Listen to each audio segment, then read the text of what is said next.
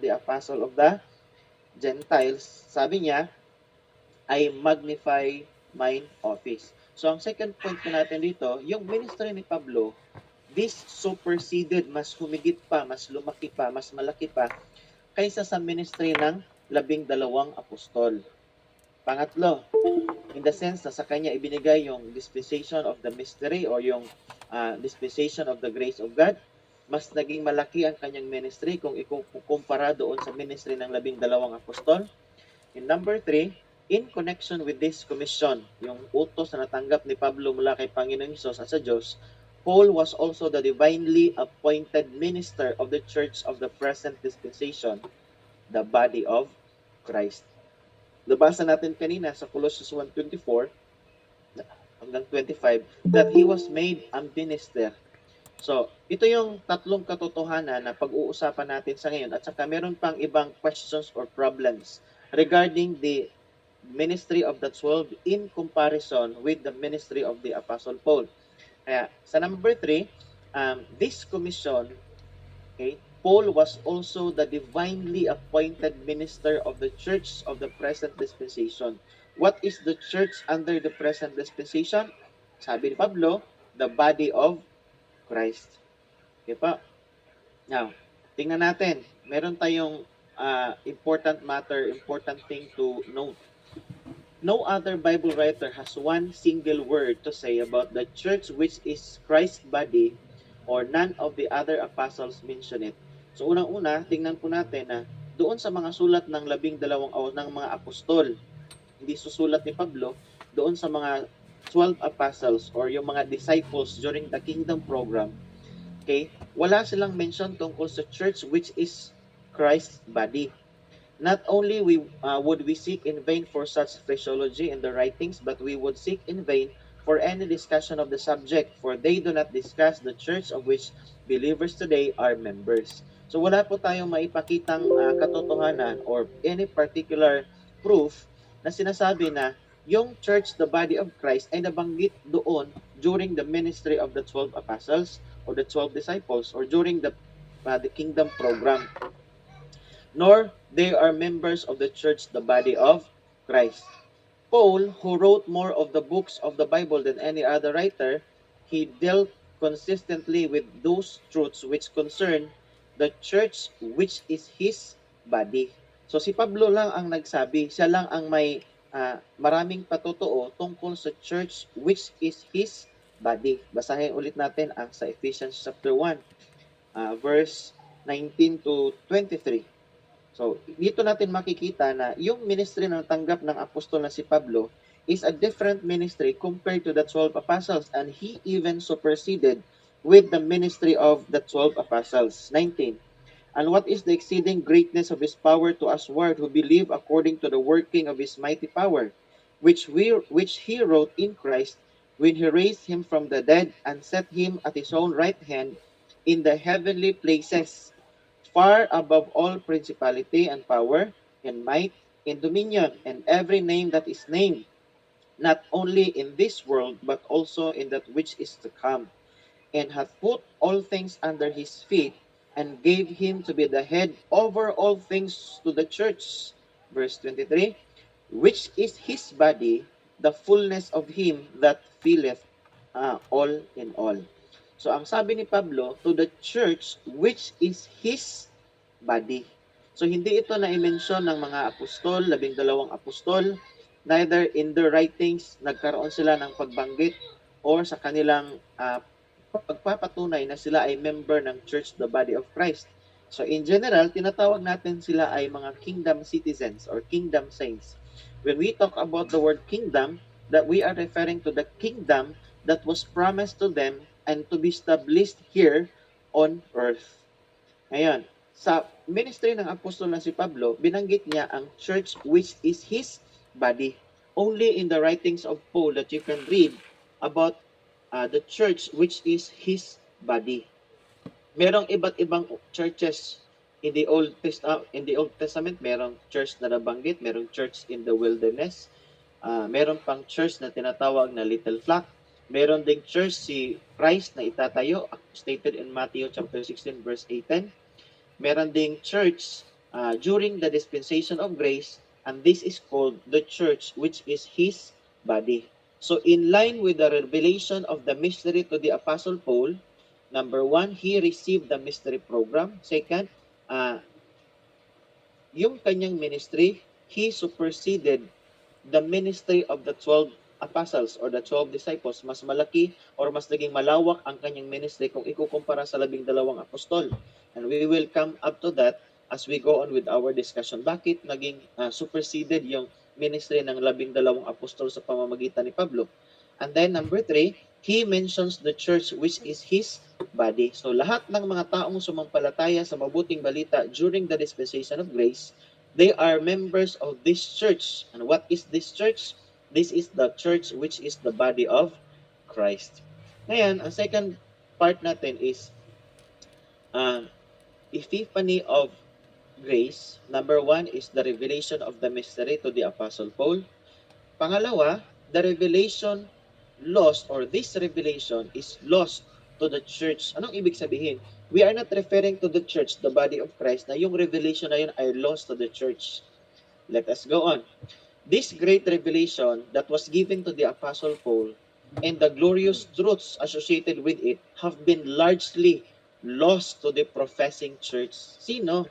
Sa professing church, yung church na nag-claim sa buong sanlibutan na sila ang itinayo ng Panginoong Hesus nung si Hesus ay nasa sanlibutan pa when he was doing his earthly ministry.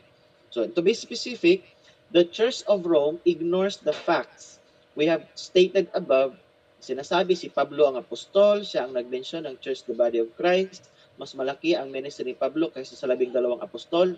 At yung utos na natanggap ni Pablo sa pangangaral ng mabuting balita ay hindi kasali doon sa message or sa mabuting balita na ipinangaral ng apostol na si Pablo at ng 12 apostol.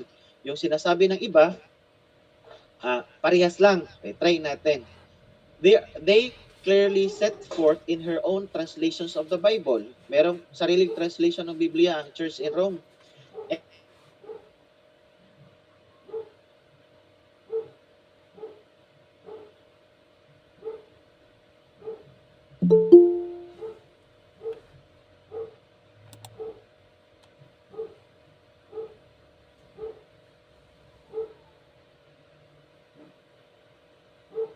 Ay nandito sa sanlibutan.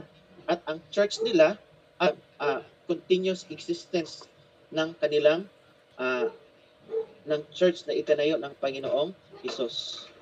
Sir Rex, naririnig pa po ba ako? Yes, sir. Loud and clear. Loud and clear po, Sir Rex? Yes po. Sige po. Sige po. Paki-notify po sa akin mga kapatid if nawala ako kasi yung display ko po dito sa sa Zoom meeting nawala. So I will just proceed and then kung wala na ako paki-notify po sa akin. Okay? The Church of Rome ignores the facts that we have stated above, though they are clearly set forth in their own translations of the Bible. Meron silang sariling translation ng Biblia. At yung true church of today is a perpetuation of that which was founded by Christ while on earth. So ang church nila ngayon, sinasabi nila, ito yung tunay na iglesia because this originates when this was founded by Jesus Christ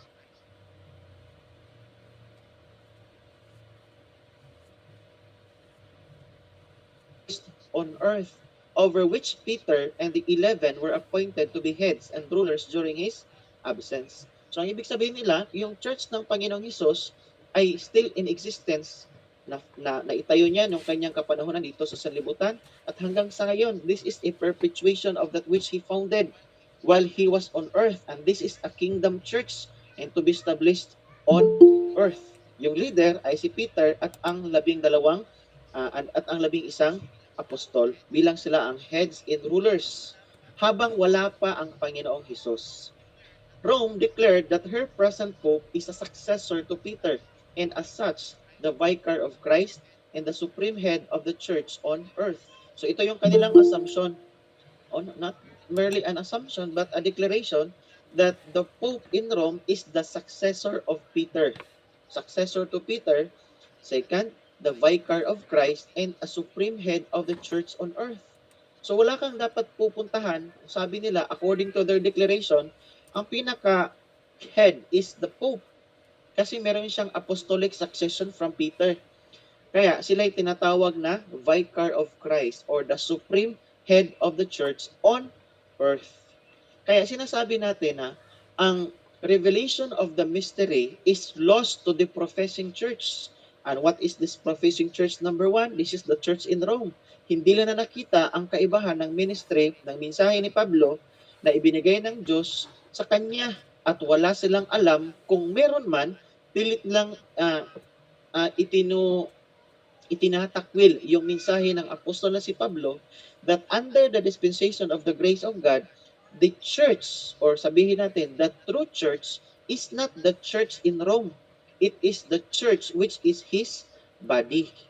At ang leader, yung ginamit ng Panginoon na instrumento upang ang church na ito ay maipangaral, ay hindi si Peter at ang 11 apostol.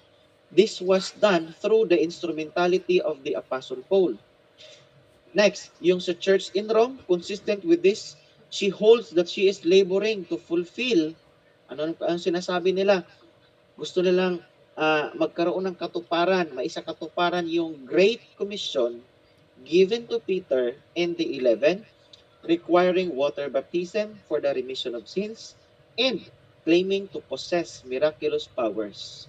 Kaya ito yung assumption or declaration ng church in Rome na sinasabi natin na this revelation of the mystery that was revealed to the Apostle Paul is completely lost, completely not in the realm of knowledge of the church in Rome.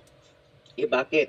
Sabi nila, they are laboring to fulfill the Great Commission given to Peter. Nag-start yan sa Matthew chapter 10 hanggang sa Matthew chapter 28, naging mas malaki. Great Commission, Greater Commission. Ang sinasabi, they require water baptism for the remission of sins and claiming to possess miraculous powers. And all of these teachings during the time of Peter, nung nagkaroon na ng assertion of the church, the body of Christ, or nung naging preaching na ni Apostle Pablo, yung church, the body of Christ, yung message under the dispensation of grace, wala talagang pangangailangan for water baptism para ang isang tao ay magkaroon ng kapatawaran sa kanyang mga kasalanan. Okay? Dagdagan po natin. Idagdag na natin yung una, yung church in Rome. This is completely not the proper knowledge of the church even in our present time. Hindi nila pinahahalagahan yung teaching ng apostol na si Pablo, yung teaching about the mystery. Dito tayo sa mga Protestant or Protestantism. They boast freedom from the tyranny of Rome. Sinasabi nila, malaya na kami from the oppression of power from Rome and has by no means emerged entirely from the shadows of the dark ages. Pero, she still suffers a Roman hangover. Anong ibig sabihin? Humiwalay nga sa Roman religion, humiwalay nga sila, separated na sila, pero meron pa ring mga bagay na pinanghahawakan nila, mga teaching at mga practices na galing sa Roma while renouncing papal authority. Yes, tinatakwil nila yung papal authority. Nevertheless, yung iba sa mga Protestant still cling to the Roman teaching that the church of today, yung church sa panahon natin ngayon, is a perpetuation of that to which our Lord referred in Matthew 16:16 to 18.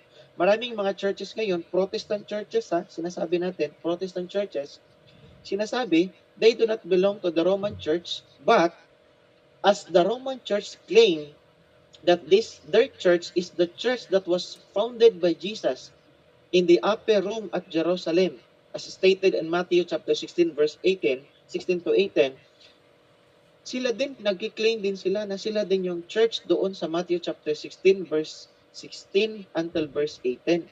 So, ibig sabihin, that was a Roman teaching, and yet these Protestant people still claim also na yun, ganun din sila. Merong renouncing of the papal authority. Pero, yung ibang katuruan, kinukuha nila doon sa claim din ng Roman Church. And that it is God's kingdom on earth. Sabi nila, this is the kingdom of God on earth.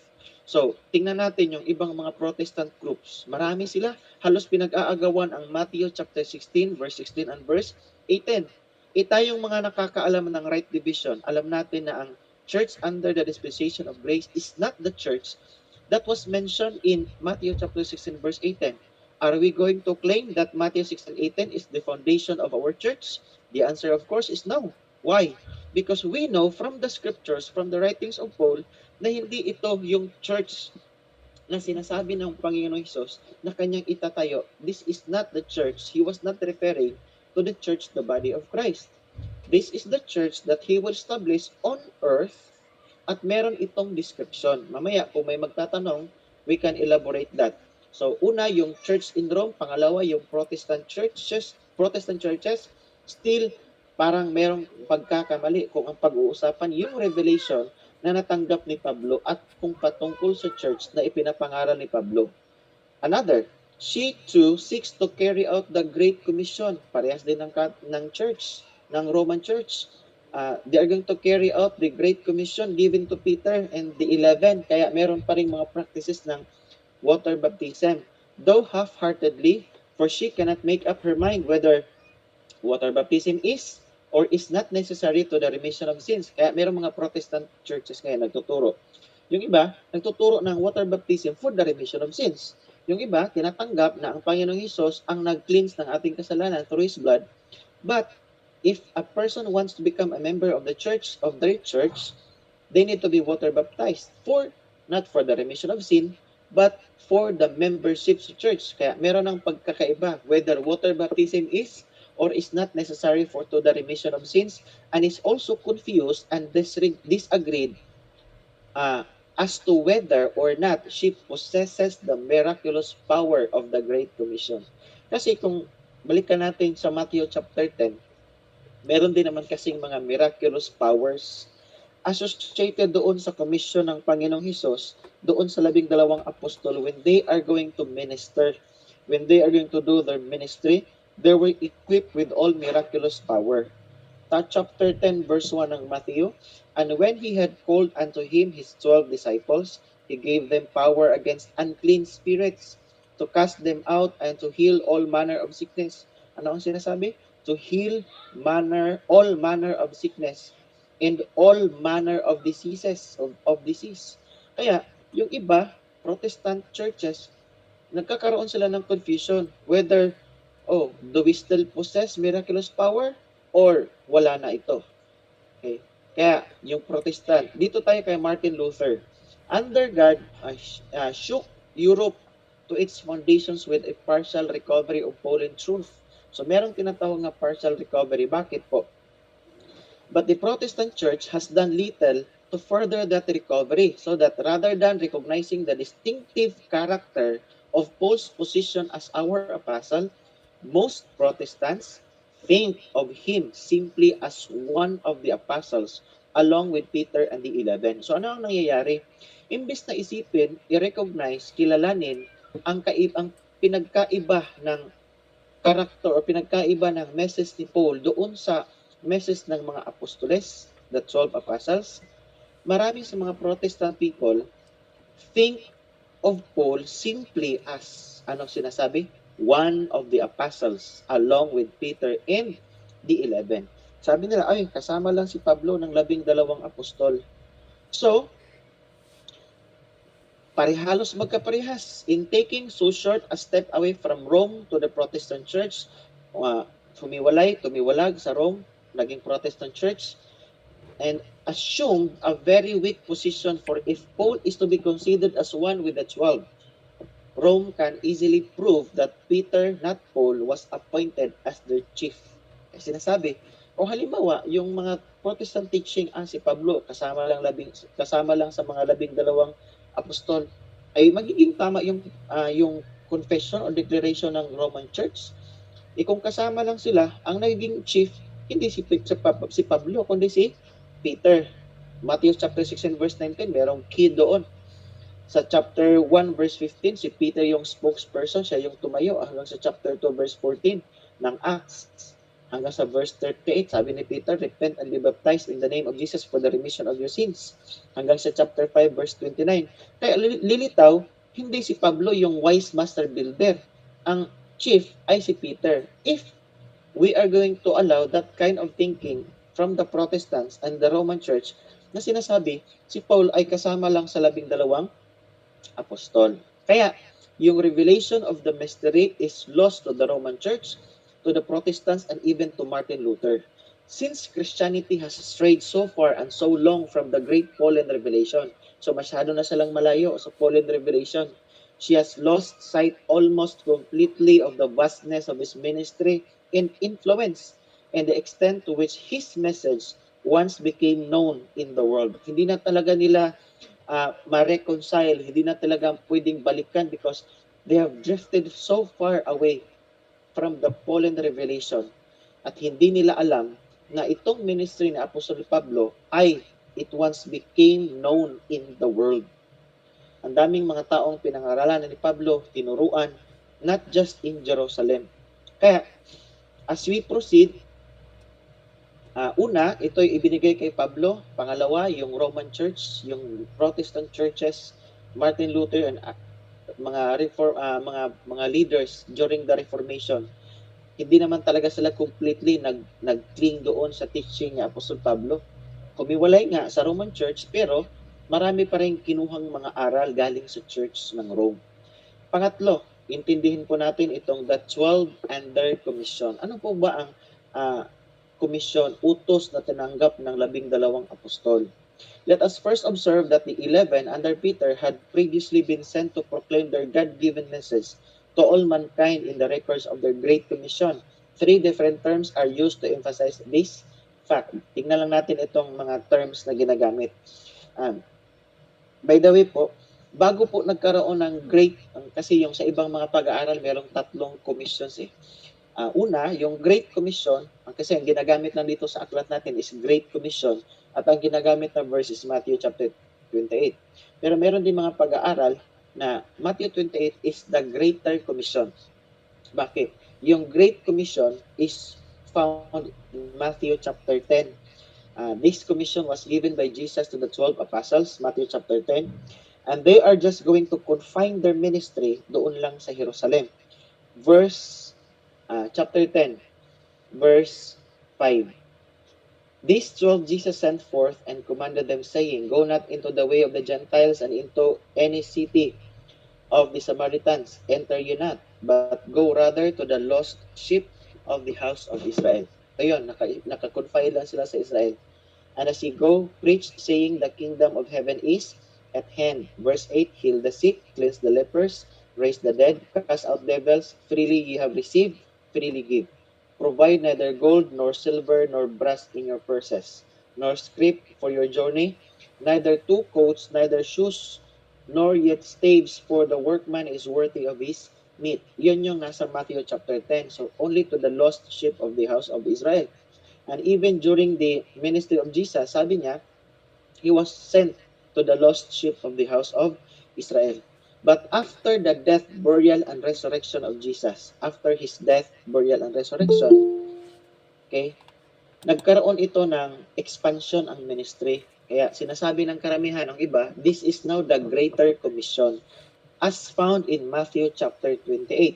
Sa Matthew 28, meron na tayong mababasang all nations. Kasi doon sa Matthew chapter 10, sinasabi, do not go to the way of the Samaritans, nor to Judea, no, but to the lost sheep of the house of Israel. But in Matthew chapter 28, verse, dito tayo sa 19. Go ye therefore and teach all nations, baptizing them in the name of the Father, of the Son, and of the Holy Ghost, teaching them to observe all things whatsoever I have commanded you, and lo, I am with you always, even unto the end of the world. Then yung kanilang ministry, mag-uumpisa sila doon sa Jerusalem. Kaya makikita po natin sa Luke chapter 24, verse 47, yung starting point ng kanilang ministry is not somewhere else, but they would start doing their ministry in Jerusalem and teaching all nations. So, papunta na sila sa iba't ibang mga lugar. 47. And that repentance and remission of sins should be preached in His name among all nations. All nations na, beginning at Jerusalem. Okay? So, ito yung pinagkaiba, changes ng programa ng Diyos from the lost sheep of the house of Israel to all nations, beginning from Jerusalem. Go ye into all the world and preach the gospel to every creature, all creation. Nasa Mark chapter 16 verse 15 yan. Ito yung changes ng programa. The 12, Matthias replacing Judas began to carry out their worldwide mission but never got beyond their own nation. We should always associate Acts 1:8 with Acts 8:1 in our study of the Acts for Jerusalem rather than turning to Messiah so that the apostles could go on with their great commission. They started a great persecution against the church there with the result that they were all scattered abroad throughout the regions of Judea and Samaria except the apostles. So ang nangyari, teaching all nations, all creature, pero ang nangyari, instead yung Jerusalem ay tanggapin or bumalik doon sa kanilang Messiah, ano ang kanilang ginawa? They started a great persecution against the church. Ano itong church na ito? Ito yung church na inumpisahan ni John the Baptist na mayroong 120 members. Pinagpatuloy ng Panginoong Hesus hanggang sa tinawag niya ang kanyang 12 apostol. And then in Acts chapter 1, they were gathered together. And then Acts chapter 2, nadagdagan sila ng 3,000 hanggang sa dumami. Ito yung church na tinawag na little flock ng Panginoong Hesus in Luke chapter 12 verse 31 to 32. Ngayon, nagkaroon sila ng rebellion against God.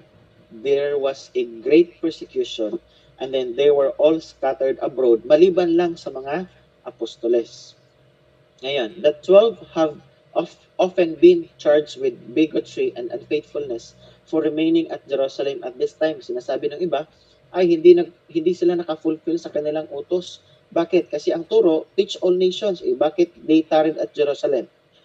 However, it was a rare courage and fidelity for their commission that kept them in Jerusalem while persecution raged and their lives were in danger. They remained at Jerusalem for the same reason that the rest fled, because Jerusalem was not turning to Christ. The first part of their commission had not yet been fulfilled. Therefore, they were duty-bound to remain there. Sabi kasi ng Panginoong Hesus in Acts chapter 1, maghintay sila, they should tarry at Jerusalem. Verse 4, and being assembled together with them, commanded them that they should not depart from Jerusalem, but wait for the promise of the Father, which saith he, ye have heard of me. So, inihintay nila. Hanggang sa nagkaroon ng persecution, they did not depart from Jerusalem. And alam natin kung sino ang nag-lead ng persecution. This time, hindi pa po converted ang apostol na si Pablo. He was still an old man, an old soul of Tarsus. Ang ibig sabihin po, siya yung nag-lead ng persecution. Isa sa mga prominent leaders during the persecution of the church in Jerusalem. The 12 did not remain at Jerusalem because they were prejudiced against the salvation of the Gentiles. Hindi ibig sabihin na ayaw nilang lumakad o pumunta sa ibang mga bansa because ayaw nilang maligtas ang mga Gentiles. There is too much scriptural evidence against this. They remained there because they had a clear understanding of the prophetic program and of the Lord's commission. Luke 24:45, Acts 1:3 to 2-4. They knew that according to the covenant and prophecy, the Gentiles were to be saved and blessed through redeemed Israel. Alam nila na magkakaroon ng blessings, maliligtas din ang mga Gentiles sa pamamagitan ng Israel. Kaya mahalaga na unang-una ma-convert itong Israel bago pa sila maging blessing to other nations. Maging si Apostle Pablo din. Now, our Lord had indicated no change in this program. At this time, wala pang change ng programa. He worked in the perfect harmony with it. Even before his death, he had insisted that Israel was first in God's revealed program, commanding his disciples not to go to the Gentiles or to the Samaritans, but go rather to the lost sheep of the house of Israel. Ito yung na-mention natin kanina sa Matthew 10:6, and saying to a Gentile who came for help, let the children first be filled, Mark 7:27, and later, in his great commission to the 11, he had specifically stated that they should begin at Jerusalem. Yon. So, nung sa Greater Commission, ang ginagamit kasi ng writer is Great Commission. Kung sa akin, kung tingnan natin yung scope, mas tinatawag natin itong Greater Commission. The Great Commission is Matthew chapter 10, Matthew 28 is the Greater Commission, Luke 24:47 is the Greater Commission, but starting in Jerusalem. Next. Peter certainly indicated his desire that the commission under which he worked would bring about the fulfillment of the prophecies and the covenant to Abraham when he said to the men of Israel. Ito yung preaching ni Peter para sa mga Israelites. Sabi niya in Acts 3:25-26, "Ye are the children of the prophets and of the covenant which God made with our fathers, saying unto Abraham, and in thy seed shall all the kindreds of the earth be blessed." Sabi niya, "Unto you first, God, having raised up His Son Jesus, sent Him to bless you in turning away every one of you from his iniquities." Diyan yan sa Acts chapter 3. And this time, ito yung kasagsagan ng preaching ng kingdom gospel or the kingdom program sa pamamagitan ng mga apostoles. Now, tingnan natin si Pablo. And Paul, though not working under this same commission, hindi naman talaga siya under doon sa commission na yon na ibinigay sa 12 apostol, later also bore witness that Israel had been first in God's program. Pinatunayan niya na ang una talaga ang Israel sa programa ng Panginoon when he said to the Jews at Pisidian Antioch, "It was necessary that the word of God should first have been spoken to you." 13:46 ng Acts. Sabi niya, it is necessary that the word of God should first have been spoken to you. Next, it was only because Israel persisted in rejecting Christ and His kingdom that God began to set the nation aside. So ano ang nangyari? Kasi they constantly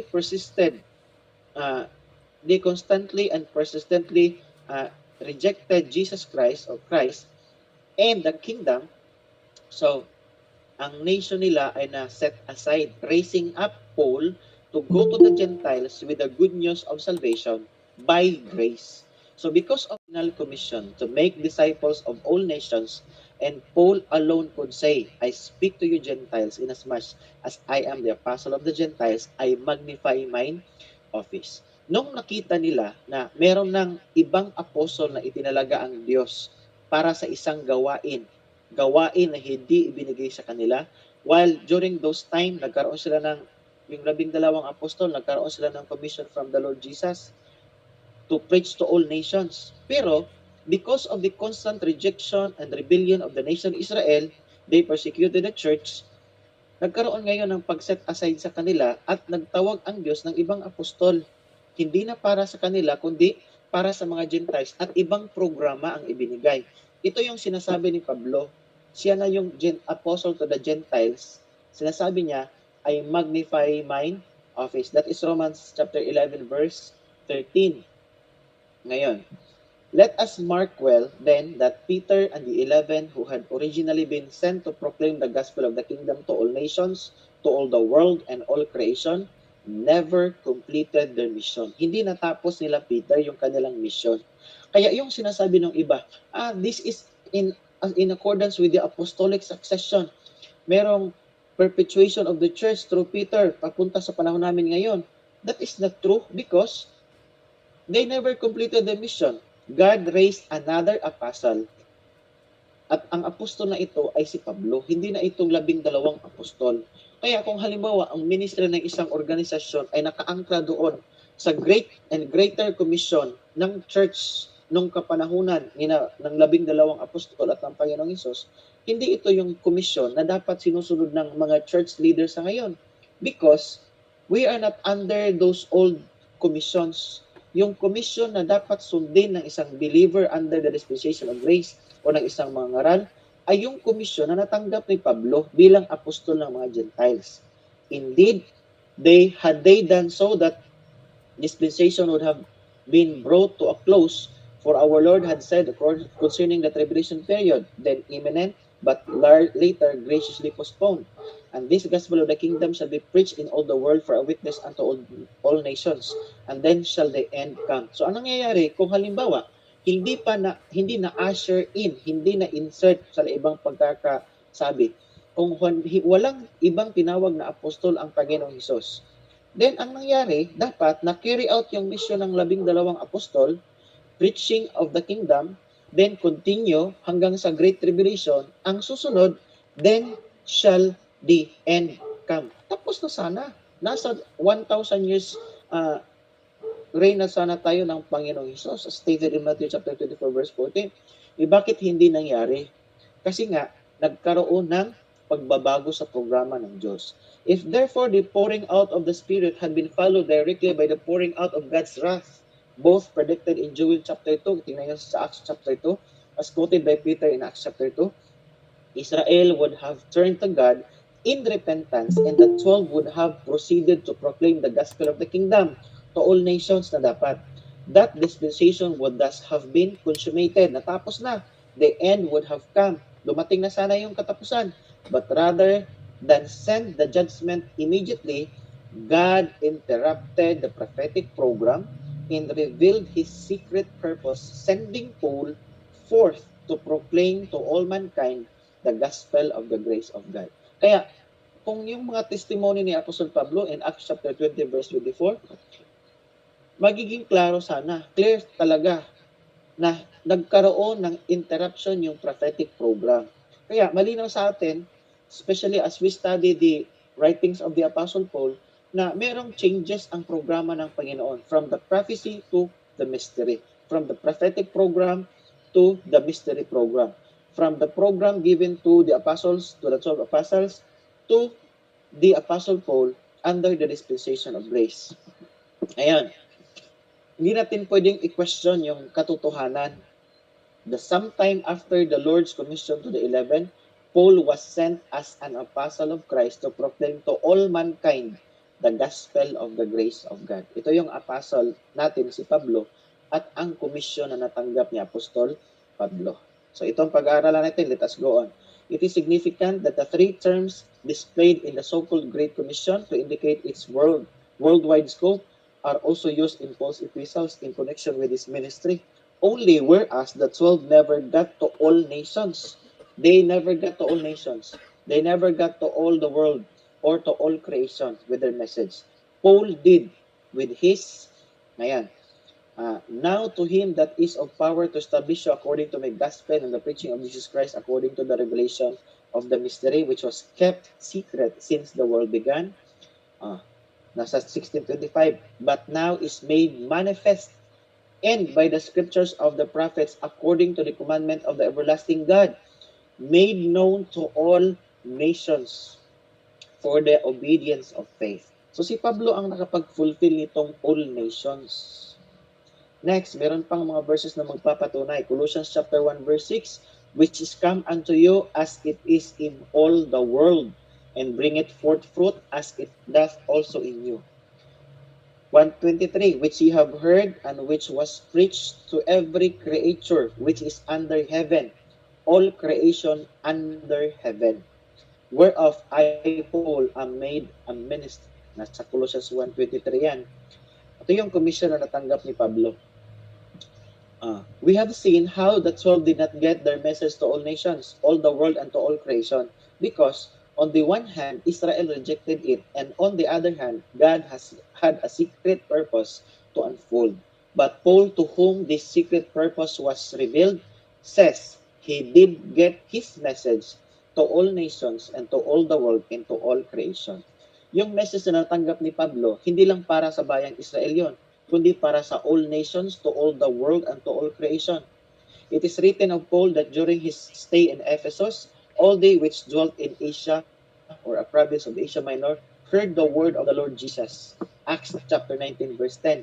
To the Romans, he writes, from Jerusalem and round about unto Illyricum, I have fully preached the gospel of Christ. 15:19 yan sa Romans. And he speaks of his plans to go to Spain, plans which may well have been accomplished. Even of his helpers, it was said, these that have turned the world upside down are come hither also. And to the Romans again, he says, your faith is spoken of throughout the whole world. So maraming mention si Pablo. Yung kanyang komisyon na natanggap, hindi lang para sa bayang Israel, kundi para sa lahat ng tao sa sanlibutan. Kaya, kung tingnan natin yung sulat ni Pablo sa Titus chapter 2 verse 11, "For the grace of God that bringeth salvation hath appeared to all men." So yung komisyon na kanyang natanggap ay iba doon sa komisyon na natanggap ng the 12 apostles, ng 11 apostol din na dagdagan ni Matias.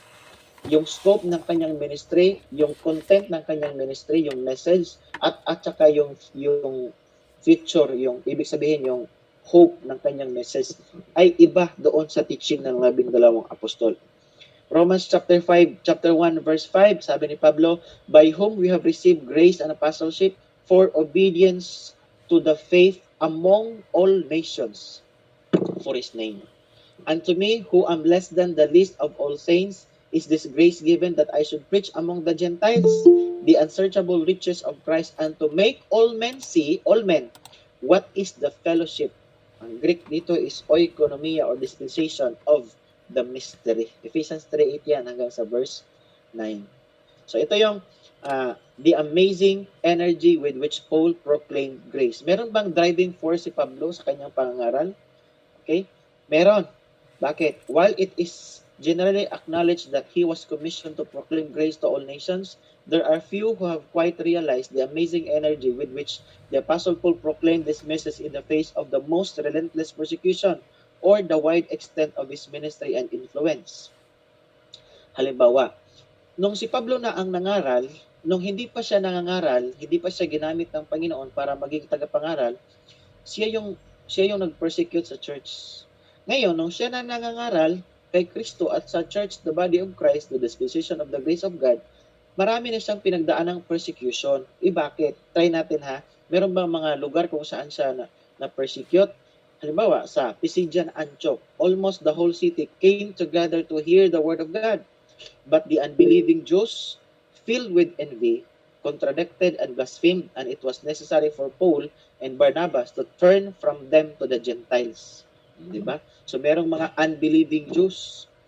Halos lahat, whole city ang sinasabi dito came together to hear the word of God. But merong mga unbelieving Jews na naging envious, and they contradicted and blasphemed. Kaya kailangan ni Pablo at ni Barnabas to turn from them to the Gentiles. Next. "And the word of the Lord was published throughout all the region, but the Jews stirred up the devout and honorable women and the chief men of the city, and raised persecution against Paul and Barnabas, and expelled them out of their coasts." Nasa Acts 13 yan, verse 49 to 50. So, meron pa sa Iconium, where he next preached the gospel, the multitude of the city was divided, and when there was an assault made both of the Gentiles and also of the Jews with the rulers to use them despitefully and to stone them, ano ang nangyari? They were aware of it and fled unto Lystra and Derbe, and there they preached the gospel. Acts 14, 5 to 7. So sa Iconium yan. So marami nang pinagdaanan si Pablong persecution. Sa Lystra, the people first tried to offer sacrifices to Paul and Barnabas as gods. Tinanggap sila. But this attitude changed abruptly. Nagbago bigla when there came thither certain Jews from Antioch and Iconium who persuaded the people, and having stoned Paul, drew or dragged him out of the city, supposing he had been dead. Acts 14 verse 19. Meron pa. And then after preaching the gospel in Derbe and teaching many, they went right back to the cities where they had risked their lives and had suffered such persecution, confirming the souls of the disciples and exhorting them to continue in the faith. Acts 14:22. Meron pa, returning to Antioch in Syria, from whence they had been sent forth, they found certain men from Judea seeking to bring the Gentile believers under the law of Moses, and Paul and Barnabas had no small dissension and disputation with them. Sa Acts 15, nagkaroon sila ng debate doon. Merong issue merong problema. And as a result of this, Paul and Barnabas went up to Jerusalem to settle the matter with the leaders of the Messianic church. Then on this occasion, Paul took Titus, a Greek, with him as a test case, and was later able to write to the Galatians.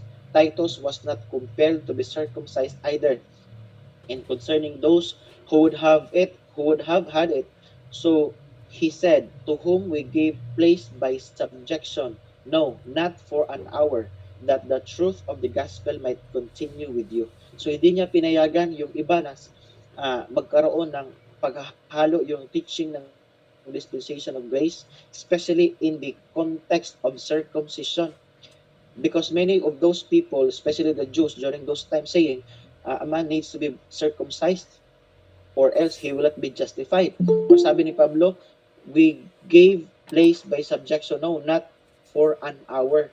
Bakit? That the truth of the gospel might continue with you. Next, Philippi, he is beaten with many stripes and imprisoned. At Thessalonica, the Jews which believe not set all the city on an uproar. Chapter 17 verse 5, and things became so dangerous that the brethren immediately sent away Paul and Silas by night unto Berea. But the unbelieving Jews from Thessalonica followed him to Berea and stirred up the people there, so that this time the brethren sent away Paul to go as it were to the sea. Ang daming pinagdaanan ni Pablo na persecutions. Merong mga pagtanggi sa kanyang ipinangaral. Despite of the fact na siya ay pinadala ng Panginoon, he is the apostle to the Gentiles. Of course, we cannot really say na all of a sudden or lahat ng tao ay tatanggapin niya ang aral na ipinangaral ni Pablo. At Athens, he got the cold shoulder and departed from among them. So hindi siya tinanggap. To Corinth, where he was able to remain for a year and 6 months, but not without tasting much opposition and persecution. So sa lahat ng kanyang pangangaral, meron talagang opposition and persecution. At Ephesus, he went to the synagogue and spake boldly for the space of 3 months, disputing and persuading the things concerning the kingdom of God. Then, when divers were hardened and believed not, he separated the disciples from the unbelieving multitude and went with them to the school of one Tyrannus, where he disputed daily. And this continued by the space of 2 years, so that all they which dwelt in Asia heard the word of the Lord Jesus, both Jews and Greeks. Chapter 19 yan, ng Acts, verse 8 to 10. And then, after this, indeed, before Paul left Ephesus, so much had been accomplished that a public bonfire was held, at which those who had been won to Christ burnt heathen books amounting in value of 50,000 pieces of silver. Yung may mga tao doon na merong mga aklat-aklat, especially when it comes to sa panahon natin, yung uso din yan eh. So, ang nangyari, nung mga taong nagkaroon sila ng pananampalataya is pinangaral ni Pablo, they burned all their heathen books amounting to 50,000 pieces of silver, and then so mightily grew the word of God and prevailed. Acts 19:20. But this was followed by the great uproar at which Demetrius and the craftsmen who made silver shrines for Diana stirred up the unbelieving masses to such a pitch that for 2 hours they cried, "Great is Diana of the Ephesians." So nagkaroon ng opposition si Pablo kasi nawala na yung pangkabuhayan ng ilan sa kanilang goddess Diana. So yung sabi ng mga unbelieving, nag-umiyak sila. So nagkaroon ng opposition, nagkaroon ng uproar. Concerning this ministry in Asia Minor, the apostle writes to the Corinthians, "For we would not have brethren, brethren, have you ignorant of our trouble which came to us in Asia, that we were pressed out of measure, above strength, in so much that we despaired even of life." Nasa Corinthians, 2 Corinthians 1:8 yung record. So marami siyang pinagdaanan. They were pressed out, many troubles. At Troas, on the first day of the week, Paul preached in an upper room until midnight, then talked a long while, even till the break of day, and then departed again to continue his journey to Jerusalem. And from Miletus he sent to Ephesus and called the elders of the church, and exhorting them to stand fast, reminded them how he had served the Lord among them, with many tears and temptations which befell me by the lying in wait of the Jews, and taught you publicly from those house to house. Nasa verse 17 to 20 yan. Adding, dagdag natin, therefore watch and remember that by the space of 3 years, I ceased not to warn everyone, night and day with tears. Ayun. Yun yung mga patunay na maraming pinagdaanan si Pablong persecution and oppression and opposition sa kanyang ministry. Pero ano ba yung energy na nagpupush sa kanya? Dagdagan pa natin. The things which happened unto me have fallen out rather unto furtherance of the gospel, so that my bonds in Christ are manifest in all the palace and in all other places. So, nalaman ng karamihan, my bonds in Christ. Naging bilanggo siya dahil kay Kristo. Philippians 1:12-13. The brethren which are with me greet you. All the saints salute you, chiefly they that are of Caesar's household. Philippians 4:21-22. So mightily was the apostle used even while in bonds, that his imprisonment for Christ was a subject of discussion throughout and beyond the wicked Nero's palace, and a company of believers had sprung up within the palace itself. Ngayon, and all the while the apostle continued in the face of much opposition and to do his utmost to get the truth to those without, even to those whom he had never seen, writing, for example, kahit na doon sa kanya hindi pa niya nakita face to face, hindi pa niya nakasalamuha, sabi niya to the Colossians, for I would that you knew what great conflict I have for you, and for them at Laodicea, and for as many as have not seen my face in the flesh. Colossians 2:1. Sabi niya, thus under Paul's ministry, there did take a place a worldwide proclamation of the gospel of the grace of God, so that he could write to Timothy about the epiphany, the shining forth of God's grace to all mankind. So ang nangyari, so nag-preach si Apostol Pablo sa lahat ng mga lugar doon sa kanyang kapanahunan, proving the fact na siya ay nakapag-preach na sa gospel of the grace of God to all nations, to all mankind, to all creation. Kaya sinasabi, the epiphany or the shining forth of God's grace to all mankind. Nalaman kaagad ng mga tao, nalaman ng mga apostol na they are now under the dispensation of grace. Next, the apostle Paul, divinely empowered. Merong power na sa kanya na talagang binigyan siya ng authority. Sabi niya, but how, even recognizing Paul's organized efforts to send the gospel to the regions beyond, could one man have accomplished so much? Kung halimbawa, sinasabi natin na, paano ba nangyari na isang tao lang? Marami siyang nagawa sa pamamagitan ng pag-preach ng gospel to the regions beyond. Bakit ang dami niyang nagawa? What was the source of the amazing energy that took him from one uprising into another? So maraming mga taong ayaw sa kanya. That urged him on and on with this proclamation of the gospel of grace, though even lacking much needed rest. Kahit pa hindi na siya magpahinga, sabi kasi niya, wala na sila halos pahinga. Hindi na nga siya nag-asawa. How could he keep enduring stripes and imprisonments, stonings and shipwreck, long journeys with perils of every sort? Kaya, bakit niya nagawa yon? Paano niya ginawa yon? Bakit ba? Kasi yung isang tao sa panahon natin ngayon, kahit nga during our time, pag mayroong kaunting kahirapan, hindi naman lahat, pero most of the characters of the people today, ayaw ng kahirapan. Okay? Si Pablo, halos lahat naghirap. Kaya nga, sinasabi natin, kung talagang sumasampalataya tayo at sumusunod sa aral ng apostol na si Pablo, at kung totoo man talaga na sumusunod, yung mga pastor karamihan sa ngayon, may mga may mga magagandang buhay, hindi tulad ni Pablo. Siya yung apostol na pinadala. Bakit ang daming stripes, imprisonments, stonings, and shipwreck? Talaga bang nangangaral itong mga workers o mga pastor na ito sa panahon natin ngayon na buong buo sa tulad ng ipinangaral ni Pablo? The obvious answer is, of course, no. Kasi, kung halimbawa, tumatayo tayo para sa katotohanan talaga, most preferably, very sure, very certain, magkakaroon din tayo ng mga experience tulad ng na-experience ng apostol na si Pablo. Next question is, how could he go on bearing weariness,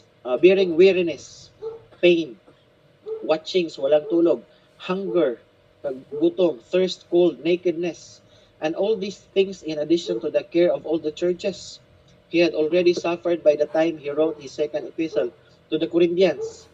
Chapter 11, verse 23 sa 2 Corinthians. Indeed, in his first epistle to the Corinthians, he writes, sabi niya, even unto this present hour, we both hunger and thirst and are naked and are buffeted and have no certain dwelling place. Wala siyang tiyak na tirahan. How could one man endure all this? The answer to this question is also given to us in the inspired writings of the apostle himself. It is simply that he was divinely empowered, as the following passages indicate. So merong patnubay ang Diyos sa kanya, merong guidance ang Diyos sa kanya. For I will not dare to speak of any of those things which Christ hath not wrought by me, to make the Gentiles obedient by word and deed. So, ibig sabihin, hindi naman talaga sa kanyang sarili lang yan. I-try nga natin, kung halimbawa, isipin natin na it was his own ministry. He was just the person who decided. Kay Pablo lang yan, decision na yan. O, bakit kailangan niya mag-endure lahat ng uh, afflictions? Kung halimbawa sa kanya lang yan, pwede namang iwan na niya kaagad. But because he was appointed as the apostle for the Gentiles, sabi niya, I will not dare to speak of any of those things which Christ hath not wrought by me, to make the Gentiles obedient by word and deed. Romans 15:8.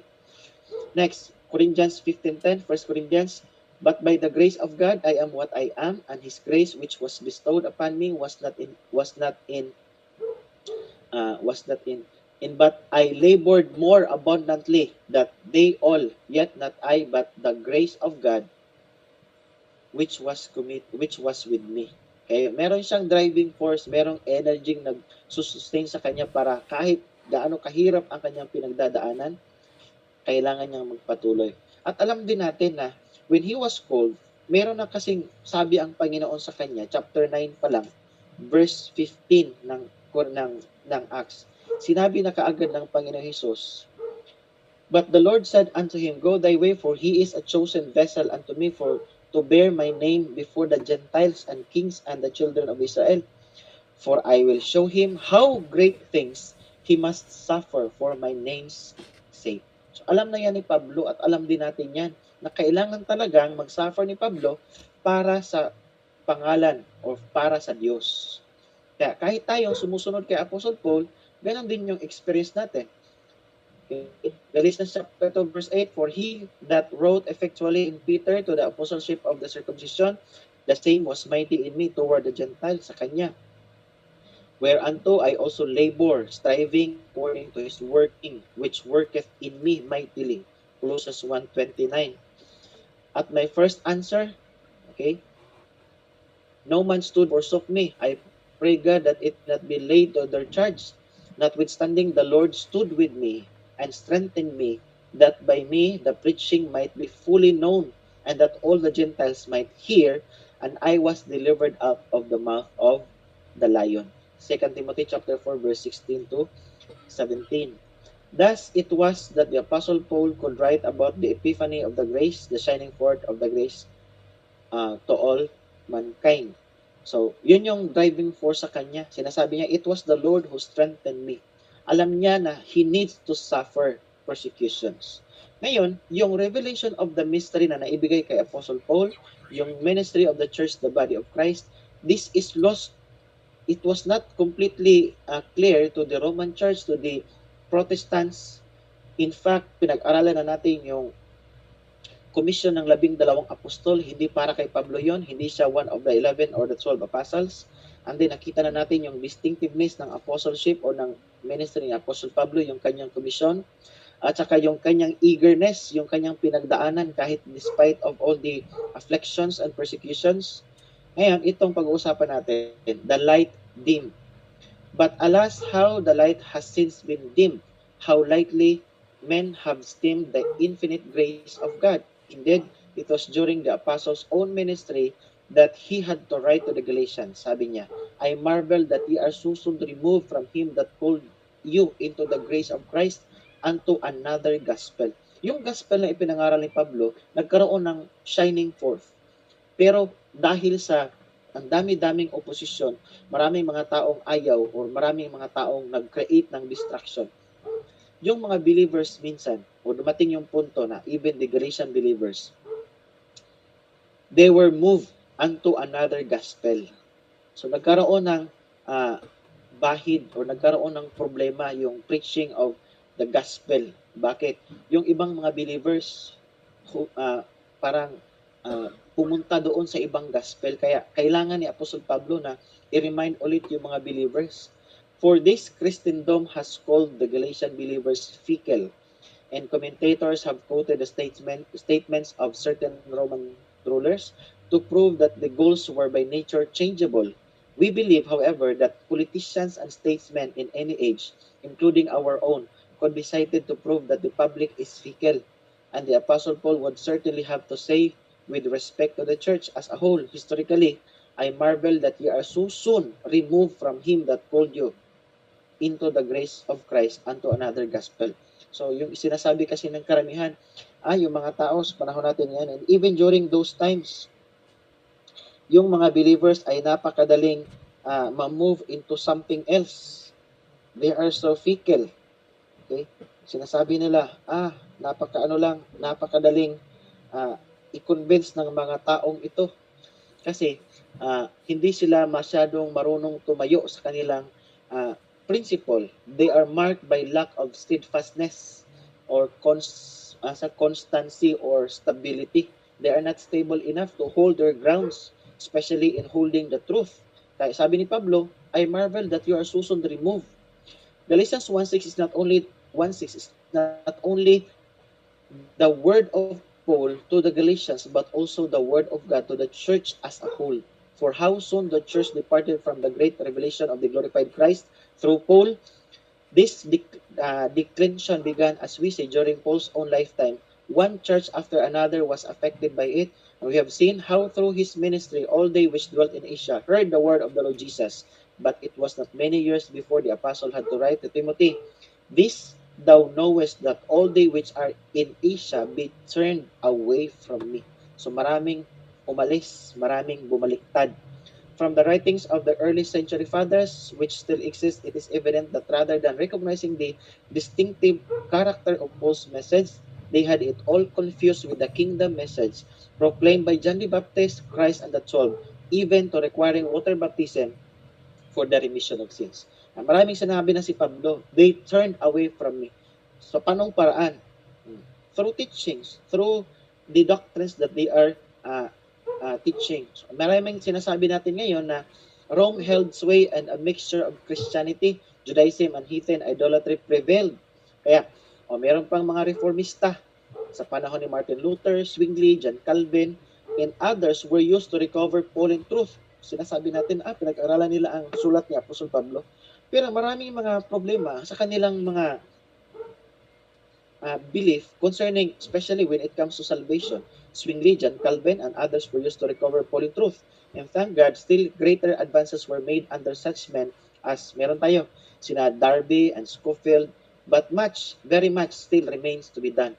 So, ang ibig kong sabihin, ayon sa nagsulat, marami mga tao nag-attempt na ma-recover yung Pauline truth, pero still going there. Yung iba, hanggang sa ngayon, marami pang mixture ang Christianity. Especially, hindi talaga nakikita ng iba yung complete na kaibahan ng aral ng apostol na si Pablo kung ikukumpara doon sa aral ng 12 apostol. At ang katunayan yan, marami mga religious leaders and religious organizations sa ngayon na kung pakikinggan mo ang preaching, sinasabi ng isang kasama natin kanina, mixture pa rin hanggang sa panahon natin ngayon. Sabihin natin si Dr. Scofield, nagturo siya, yung church ng the body of Christ, yung beginning ng church, the body of Christ, ayon sa kanya is Acts chapter 2. Which is not consistent with the Pauline truth. Kasi yung church, the body of Christ, ipinangaral lang yan ng apostol na si Pablo. Hindi yan doon sa Acts chapter 2. And in fact, there was no mention about the church, the body of Christ in Acts chapter 2. Kaya, meron pa rin mixture yung teaching. Next, those who are now laboring to carry out the commission of the glorified Lord to us, who desire to recover and make known the blessed message of the grace and glory, we have to pray and toil and sacrifice as never before to make any impression upon the indifferent masses, including carnal Christians. Kaya nasa sa atin ngayon, as we are studying God's Word, especially the written Word of God given to the Apostle Paul, tulad ng ginawa ng apostol na si Pablo, na para maging klaro yung message ng dispensation of grace sa panahon natin ngayon. Because maraming mga tao ang hindi na talaga pinahahalagahan ito. Those who know the truth but maintain a discreet silence because they fear men or love the praise of men. Yung iba, alam ang katotohanan, pero takot, ayaw tumayo sa katotohanan because, sabi nila, they love the praise of men. Yes, and those who fail to proclaim the whole truth for diplomacy's sake, all these will have to cast aside their selfish interests if the grace of God is to shine forth with any degree of brightness again. Kaya tayo, kahit pa hindi tayo sabihin ng karamihan na I do not love that kind of pastor, I don't like that kind of pastor because his teaching is quite different from me. So we do not do our ministry because we want to please men. We do the ministry because we want to please God. And remember, and we also take note of this, that even during the time of the Apostle Paul, he was doing all the necessary things that he could do to please the Lord, to preach the gospel. But despite of all those efforts, not all people were pleased with his ministry. Tulad din sa panahon natin ngayon. Kaya itong challenge para sa atin. Our responsibility to relight the torch. Alam natin na ang millennium will be brought in by the return of Christ, not by the efforts of men. But we have not been discussing the millennium. We have been discussing God's revealed program for this present evil age, the time of Christ's rejection and absence, and it is God's command that we make the message of His grace known to all men. So, kailangan nating paigtingin ang ating pagsisikap. Kaya sa kahit anong paraan, mga kapatid, pag-aralan natin, ipangaral natin, kasi sa panahon natin ngayon, sinasabi ni Pablo, the fact that evil men and seducers shall wax worse and worse. Okay? It does not relieve us from this responsibility. Sabi ni Pablo sa Timothy, maraming mga tao, yung mga evil men shall wax worse and worse. Pero hindi ibig sabihin na we are going to abandon our responsibility. However, the darkness may deepen, we are to shine as lights in the world, holding forth the word of life. Nasa Philippians 2:15. Once God's grace was made to shine forth to all mankind in spite of the most bitter and satanic opposition, then the torch began to flicker until the world was plunged into the dark ages and scarcely a spark remained. Then, after centuries, it was lit again and began to burn somewhat more brightly, but still it must be made to blaze afar. Balikan lang natin yung sa 1 Timothy chapter 4, verse 1. Okay?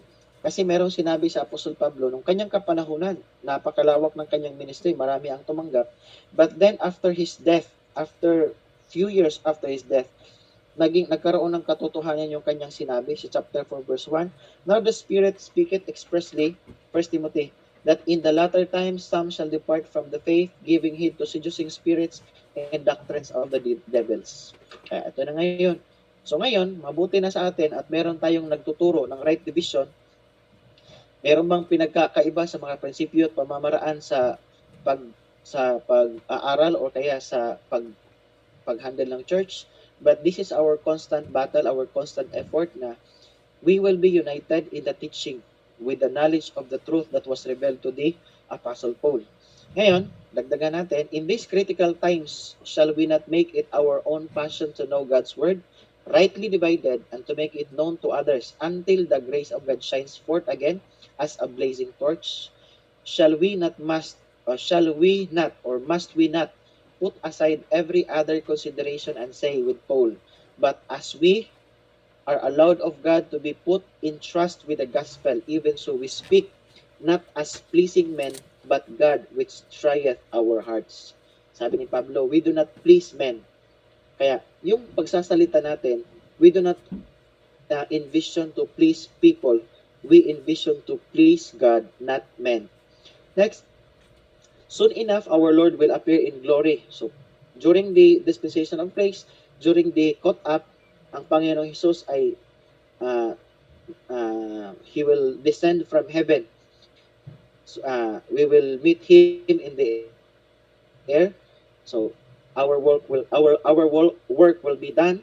Then now He would have His grace appear through us. Whatever the opposition of Satan, then and however deceitful its character, let us say with the apostle of grace. Sabi kasi ni Pablo, but none of these things move me, neither count I my life dear unto myself, so that I might finish my course with joy, and the ministry which I have received of the Lord Jesus to testify the gospel of the grace of God. And that is our very work, very ministry. So tulad ng apostol na si Pablo, if we do this, we shall also be able to say with him, kasama si Pablo, when we come to the end of the way, I have fought a good fight, I have finished my course, I have kept the faith, henceforth there is laid up for me a crown, sabi ni Pablo. So, there will be a reward. So, dito pa tayo sa chapter 13, ang oras natin is 8:37. Let us take the inventory. So, nalaman natin yung teaching under the dispensation of grace. Kay Apostol Pablo, it was given. So, yung postponement ng program para sa prophetic program ay talagang in existence sa panahon natin ngayon because it is clear, crystal clear that we are now under the dispensation of grace. So let us take the inventory. Anong ibig sabihin nito? At the close of the year, kung halimbawa meron tayong business or meron tayong mga gawain kinakailangan after the year or every fiscal year, most business concerns take inventory. Okay? Unang-una para magkaroon ng pagkakaalam tungkol sa tax. It also done to determine which items have been selling well, which should be discontinued, which should be pushed. Ang ibig sabihin, tingnan natin kung pagdating sa spiritual things, ano ba ang dapat nating tingnan? Ano ba ang dapat ipagpatuloy? Ano ba ang dapat na i-push natin talaga? Or meron bang mga bagay na iwan na natin? This has its analogy in our ministry of the word. For in a sense, we believers too are salesmen seeking to convince men that they need what we have to offer. Let us then take inventory. So, dapat ma-convince natin yung mga tao na alam namin kung ano ang kailangan ninyo. Unang-una, alam namin kung ano yung mensahe ng kaligtasan under grace. Una, the stock on hand. Ano ba ang available? This is the word of God. Okay? As we look over the individual items, there are some which have always been popular, at least with Bible-believing Christians. Others, however, are frankly not moving as well as they should. Among these, 3 stand out. Number 1, meron tayong Word of God. Pero hindi ibig sabihin na lahat ng Word of God from Genesis to Revelation ay talagang ituro natin under sa panahon natin ngayon. Una, meron tayong dapat tingnan. Number 1, the truth about Paul's distinctive apostleship. Tingnan natin kung ang pagka-apostol ni Pablo ay legit ba? At talagang totoo, legit talaga. The truth about the so-called Great Commission. Yung mga Great Commission na sinasabi sa Matthew chapter 10, sa Matthew 28, verse 19 to 21. Are those commissions still in effect until our present dispensation? The answer is no, because there was this greatest commission that was given to the Apostle Paul. Sa kanya lang ibinigay. Next, the truth about water baptism. Are we obliged to perform water baptism today? So as we look into the reason why these items are not moving as they should, one thing stands out, the cost. Money ang cost. Halimbawa, kung halimbawa hindi natin ipapangaral ang distinctive na apostleship ng apostol si Pablo at ang message, ano ang magiging kapalit nito? Ang isang tao, hindi siya talaga magiging tunay na ligtas. Hindi naman talaga gospel na apostol Pablo ang kanyang pinaniwalaan. He or she may confess to have known the Lord Jesus, but fail to believe on the proper gospel. Still, there will be this confusion. Thus, the confusion deepened and divisions were multiplied, resulting in the emergence of the new evangelicalism, which has for some 2 decades promoted union by compromise, a poor substitute indeed for the unity described in Ephesians 4:4 to 6.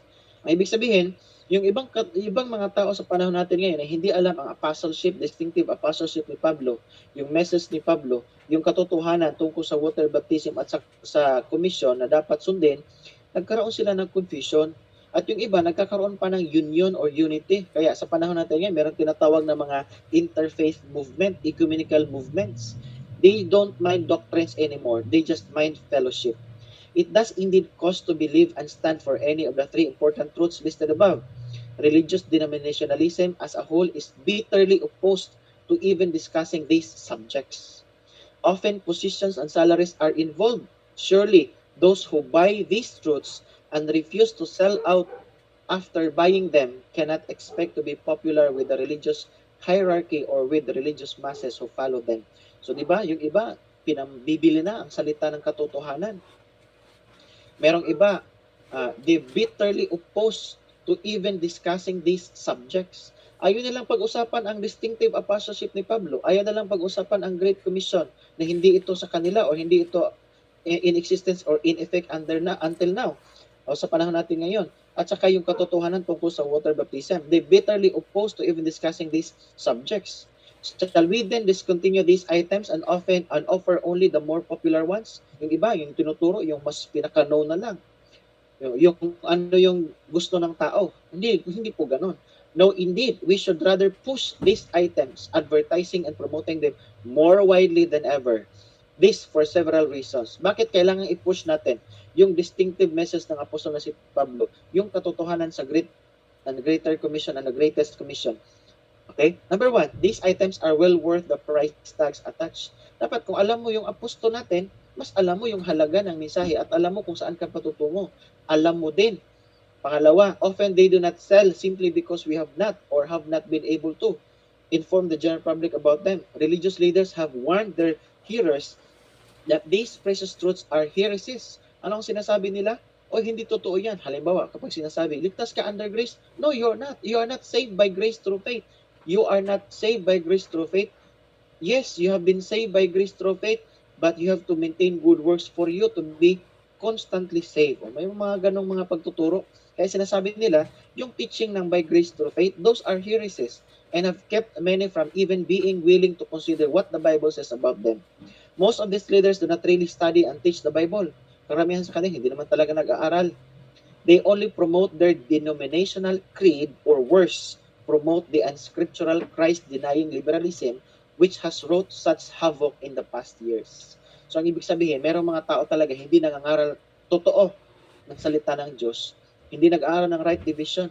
Ang pinag-aaralan lang, yung kanilang sariling pagkaunawa sa kanilang doktrina, yung own creed nila. The owner of the store and our employer, sino? God Himself, has given distinct orders that these items be pushed. Ano ba yung item na ito? Yung distinctive apostleship ni Pablo. Yung Great Commission or Greatest Commission na natanggap ni Pablo, not along with the 12 apostles. At ang tinatawag nating the truth about the water baptism. Bakit? Sa panahon natin ngayon, ang dami-daming mga leaders, teachers, ang nagpupush ng mga ganitong uri ng pagtuturo. Halimbawa, sabihin nila, si Pablo kasama lang sa 12 apostol. Of course, that is not true. So we need to push for the differences among these apostles, Paul and the 12 apostles. Kaya tayo, ang magiging kasangkapan para sila ay magkaroon ng kaalaman. As we take inventory, then let us consider how the above three items are indeed of value to the general public, how amply they are worth the cost, and how we might better promote them. So alamin natin, ano ba ang magiging epekto nito pag hindi ko ipinangaral? So ang daming mga tao nag-iisip, ligtas pero hindi pala talaga totoong ligtas. Ang daming mga tao nagsasabi, pupunta kami sa heaven, but ang katotohanan, hindi sila pupunta sa heaven because they believe on the remission of their sins through water baptism. Kaya alamin natin, ang Paul's distinctive apostleship.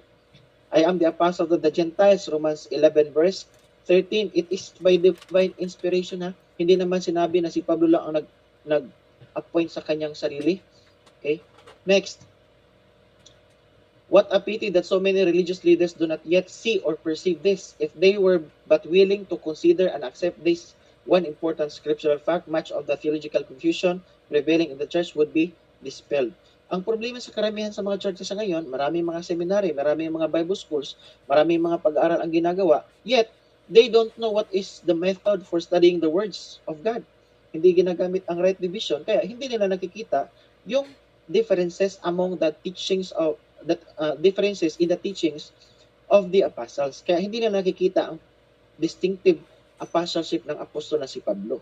Sana, kung pinag-aralang maigi, wala na sanang pagkakaiba-iba ng mga turo. Pero the fact that marami talagang ayaw sa teaching ni Pablo, kaya merong mga taong ayaw din talaga sa panahon natin ngayon. Surely this item in our inventory should be widely advertised and promoted, and we have many passages of scripture to use as promotional material in our efforts to make it known. Sabi kasi ni Pablo, to make all men see what is the fellowship of the mystery.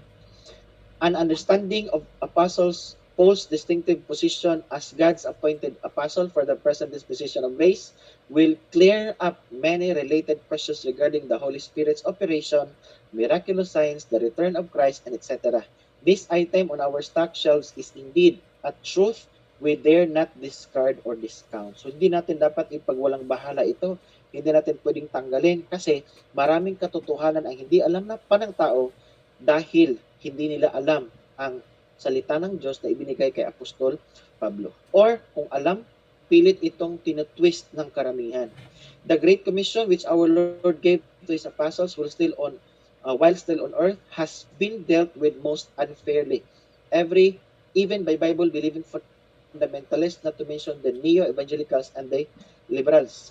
Pastors who are now supposed to teach the Bible will bring, ano ang sinasabi, devotional messages on the go ye and lo, I am with you. Ito yung pinipreach ng karamihan. To all the world and every creature, Mark 16 verse 15, ye are witnesses. Ito yung tinuturo nila. Kaya sinasabi nila po, dumating sila sa Pilipinas because they carried out the Great Commission stated in Matthew chapter 28.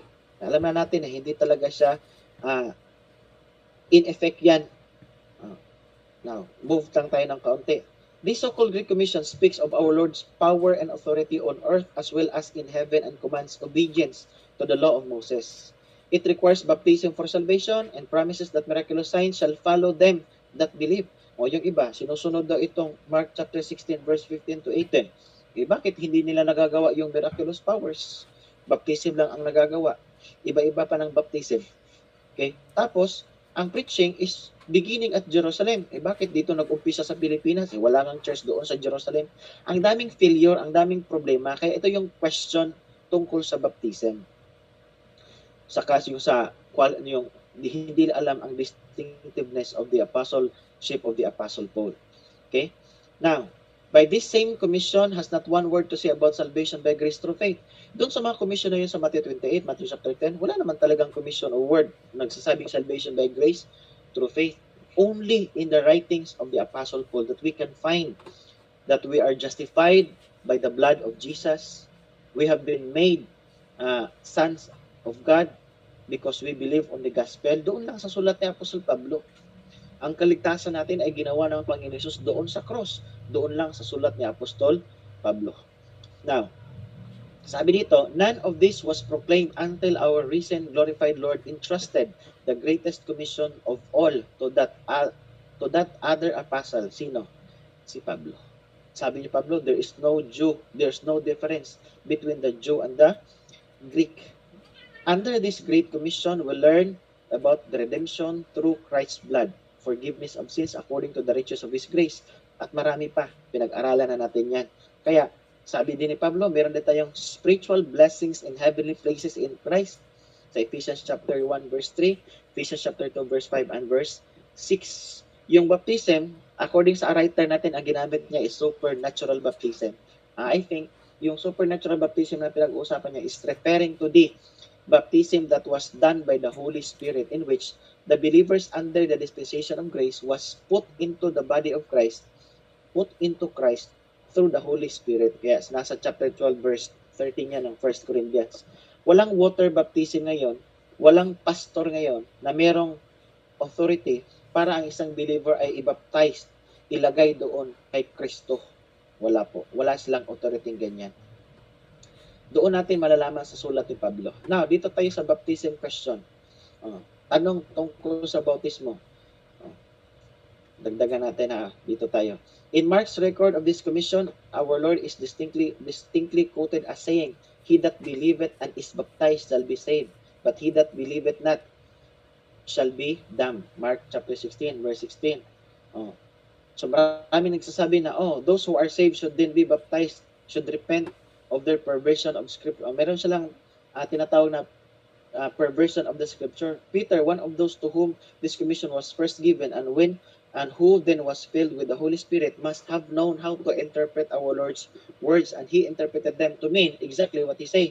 He that believeth and is baptized shall be saved. Okay? Ayan.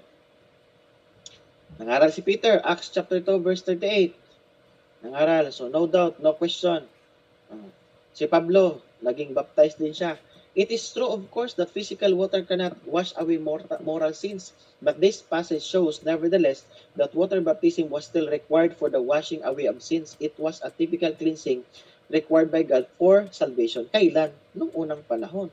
Nung hindi pa ipinangaral ang blood ng Panginoong Jesus. Ayun, si John the Baptist, sabi niya, I did baptize in the wilderness and preach the baptism of repentance for the remission of sins. Mark 1:4 yan. Oh. Ngayon, ang mangyayari, dito tayo, what confusion results when we deny or seek to alter the plain word of God? Okay? So, kung halimbawa ito ay still in effect hanggang sa ngayon, mangyayari, dalawa ang baptism under the dispensation of grace. Yan ang sinabi ni Pablo sa Titus chapter 3 verse 5, not by works of righteousness which we have done, but according to His mercy, He saved us by baptism, the washing of regeneration, and the renewing of the Holy Ghost. Romans chapter 6 verse 3, know ye not that so many of us as were baptized into Jesus Christ, were baptized into His death. Next, water ceremony could not bury us into the death of Christ. Hindi talaga. Okay? It is through the work of the Holy Spirit. Now, and being baptized into Christ, we're also baptized into His body, made one with all its members because we are one with Christ. For by one Spirit are we all baptized into one body. Ngayon, kung meron pang water baptism at meron ding Spirit baptism na inilagay ang believer doon sa church, the body of Christ, anong nangyayari sa Ephesians chapter 4, verse 4? Hanggang sa verse 5, one Lord, may one faith, may one baptism. Kaya, magiging mali. What a glorious truth is this? An abundant promotional material has been given to us in God's word to help us sell this item. So, meron ng question. Tayo yung mga salesman and soldiers. Ayun, dito tayo. It is true indeed that salvation is bestowed by grace and received through faith, entirely apart from works, religious or otherwise. But it is equally true that it costs to embrace the truth and costs even more to stand for it. Diba? Kailangan talaga nating tayuan. Ibalik kong i-quote natin yung Proverbs 23 verse 23, exhorts us to buy the truth and sell it not. Yung importante, alam natin ang katotohanan at hindi natin ipagbili. We are not to sell the truth, yet in other sense, we are salesmen of the truth, urging men to buy it. So, ang ibig sabihin, hindi tayo magpapabayad, pero dapat maibinta natin ito sa mga tao. Ano ang ibig sabihin? We are the salesman. It is one of our works na kailangan malaman ng tao, marinig ng tao, at tangkilikin ng tao ang gospel under the dispensation of God, of the grace of God. Because ito yung magbibigay sa kanila ng kasiguraduhan sa kaligtasan. Ayun. Meron bang mga taong mag-o-oppose? Yes. There would be who would actually seek to hinder men from buying the truth. Okay? Bakit? Meron naman kasing work of Satan under the dispensation of grace. Ephesians chapter 6 verse 12, for we wrestle not against flesh and blood, but against principalities, against powers, against the rulers of darkness of this world or age, against spiritual wickedness in high places. Kaya, meron tayong kalaban, mga kapatid. That is why God's salesmen must also be good soldiers of Jesus Christ. Kaya, sabi ni Pablo, 2 Timothy chapter 2 verse 3, we must make the glorious message known despite the opposition. We must put on the whole armor of God and meet our adversaries with the sword of the Spirit, which is the word of God. And when they would shut our mouths, we must pray for ourselves and each other. And then, sabi ni Pablo, that utterance may be given unto me, that I may open my mouth boldly to make known the mystery of the gospel, that therein I may speak boldly as I ought to speak. So, naway mangyari ito sa atin na makapagsalita tayo ng katotohanan. Ito yung last chapter, mga konti na lang po, fidelity, apostasy, and indecision. Ang ibig sabihin, merong story about sa kay Elijah, 1 Kings chapter 8 and verse 21. There will be times siguro minsan sa buhay ng isang tao, iwan natin yung aral, yung iba not decisive enough to face the challenges kasi merong mga bagay na dapat unahin. Tulad ng nangyari doon kay Elijah. Okay? So hindi ko na to enuhin. Okay? In the record of Elijah's confrontation with Israel and his contest with the prophets of Baal. Meron tayong lesson na makukuha about fidelity, apostasy, and indecision. 5:17 ng James, we learn that Elijah was subject subject to like passions as we are. He was no stranger to fear and temptation to be accepted by religious organization, and the ruling power was a great an attraction to him as to many of his kinsmen. But his fidelity to God wrote in his heart a deep concern over the growing foothold that Baal worship was gaining in Israel. So, nung kanyang kapanahunan, ayaw niyang makita yung ganong klaseng pagsamba. He was grieved that King Ahab should allow the wicked Jezebel to gradually substitute the worship of Baal for that of Jehovah. So grieved that he prayed earnestly that it might not rain, that God might speak to his people by sending a drought upon the land. Ngayon, the Lord answered his prayer by sending him to Ahab with the message, "As the Lord God of Israel liveth, before whom I stand, them shall not be dew nor rain these years, but according to my word." 1 Kings chapter 17 verse 1. So nangyari nga ang sinasabi, it rained not on the earth by the space of 3 years and 6 months. Ngayon, by this time, the land had been devastated. All was parched and barren. So ngayon, ito yung nangyari according to the prayer of Elijah. Elijah could not hide forever, sabi niya, as abruptly as he had disappeared from sight, so abruptly did he reappear. After 3.5 years of withering drought, God commanded him, "Go, show thyself unto Ahab." Chapter 18 verse 1 ng 1 Kings.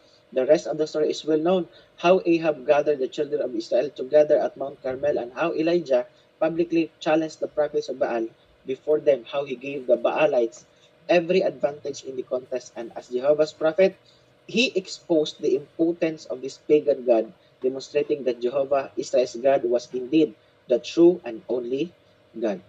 Ngayon, if the people had expected Elijah to go into a long branch of evils of apostasy, they were mistakenly indeed. They knew its evils. Therefore, his words were brief and to the point. How long halt ye between two opinions? If the Lord be God, follow him. But if Baal, then follow him. Ngayon, the words how long, sabi niya, lie at the heart of people's challenge, and the divine comment that the people answered him not a word testifies to their sense of guilt. So, pagpatuloy na lang natin. At length, it became necessary for Elijah to appear personally before the king and denounce his apostasy. This he did courageously in the name of Jehovah God, before whom I stand. Why should one who daily live in the presence of God fear to appear before the apostate king? So, merong challenge dito. Hinarap niya ang hari. As an ordinary person, siguro sabihin natin, takot tayo minsan. Pero si Elijah, hinarap niya talaga. But there was a time na parang ayaw niya. Nagtago siya. Ayan. Let's move on. Thus indecision in spiritual matters breed apostasy. Kaya halimbawa, yung isang tao ayaw magturo ng katotohanan, yung minsan, ang nangyayari, yung ibang mga tao na nagtuturo ng kamalian, sila yung mas pinaniniwalaan ng mga tao because there are people who really know the truth but they decided not to tell the truth. So the responsibility for Israel's appalling condition was due not only to Jezebel's aggressiveness and Ahab's moral and spiritual weakness. It was due in large part to the indifference of the people themselves. It was not Ahab alone, nor the leaders of Israel whom Elijah addressed in his challenge. It was the people who reproved for failing to stand up and be counted from the time that Baal worship was first introduced. So anong ibig sabihin? What lesson? Okay? We live in this present evil age, when Satan appears as angel of light and his ministers as ministers of righteousness, now more than ever apostasy enters subtly, gradually, and in many, and it may be concluded that those who hold between two opinions, when it first gets its foot on the door, will be temporizing when it becomes entrenched. The positions, financial gain, and other temporal considerations that keep them from taking a stand in the beginning will by then have gotten them more deeply involved. So merong mga tao sa panahon natin ngayon, in this present evil age, sabi ni Pablo, when Satan appears as an angel of light and his ministers as ministers of righteousness. Sinong paniniwalaan na mali sila? Or tayo ang pinamamali ng mga karamihan ng mga tao because yung ministry ni Satan is talagang sa panahon natin ngayon, very rampant, very widespread na. Okay? So, importante na alam natin, sabi ni Pablo, ye are the temple of the living God. Wherefore, touch not the unclean thing. We are told to stand against any form of apostasy when it first appears. Sabi yan ni Pablo.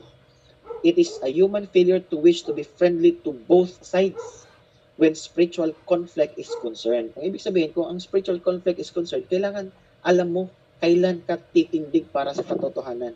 But God says, how long have ye have been two opinions? Who is on the Lord's side?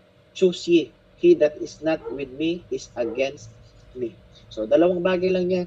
Kung ayaw mo sa Diyos, doon ka kay Satanas. Kung ayaw mo kay Satanas, doon tayo sa Diyos. Merong story about Joshua. Tanong kasi sa atin is, where do you stand?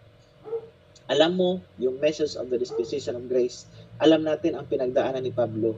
Lahat ng kanyang persecutions, yung distinctiveness ng kanyang ministry. Where do we stand now? Are we going to defend the gospel? Are we going to defend the teaching just like the Apostle Paul did? Or are we going to remain silent? Or to befriend other people just to please other men and forget all those teachings under the dispensation of grace? The question was not whose side was the angel of God on, but whose side was Joshua on. Kaya, tanong, in the constant battle over truth and error, there is a tendency for Christians to demand of other Christians, whose side are you on? Kanino ka panig?